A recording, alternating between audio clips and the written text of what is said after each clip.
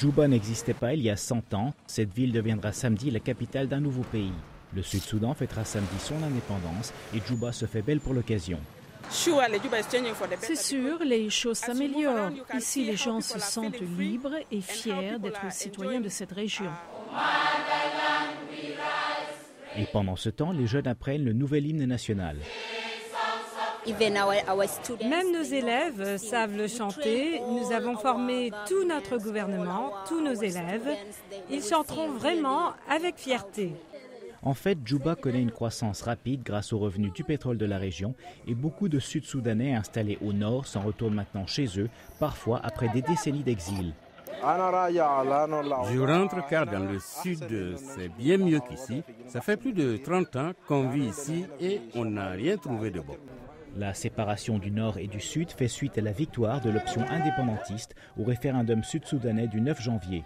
Un référendum prévu depuis l'accord de paix de 2005 qui a mis fin à 2 décennies de guerre entre le gouvernement islamiste de Khartoum et les rebelles sudistes, principalement des chrétiens et adhérents des cultes traditionnels. Au Nord, on s'accommode somme toute très bien de la séparation et les cartographes tiennent déjà compte de la nouvelle réalité. La superficie du Soudan passera de 2,5 millions à 1,9 million de kilomètres carrés. Mais il reste encore un tas de questions épineuses à régler, y compris et surtout le partage des revenus du pétrole, principale ressource du Soudan. Si l'or noir lui-même provient majoritairement du Sud, les raffineries où on le traite sont situées au Nord. En théorie, les deux parties sont donc condamnées à s'entendre. En théorie, car les désaccords ne manquent pas, ainsi que les sources possibles de conflits. Ainsi en témoignent les affrontements du mois de mai dans la région frontalière et pétrolifère d'Abyei, revendiqués par les deux gouvernements.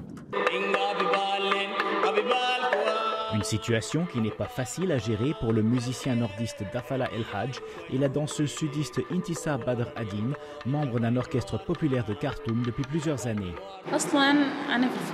J'ai travaillé pendant 5 ans dans l'orchestre national et maintenant il y a ça et c'est triste. Je suis triste de quitter tous mes amis. La sécession me sépare de mes amis. Intissa sent qu'elle n'a d'autre choix que de quitter la capitale du Nord. Samedi, Dafala et elle seront citoyens de pays différents. Robert Daguillard, La Voix de l'Amérique à Washington.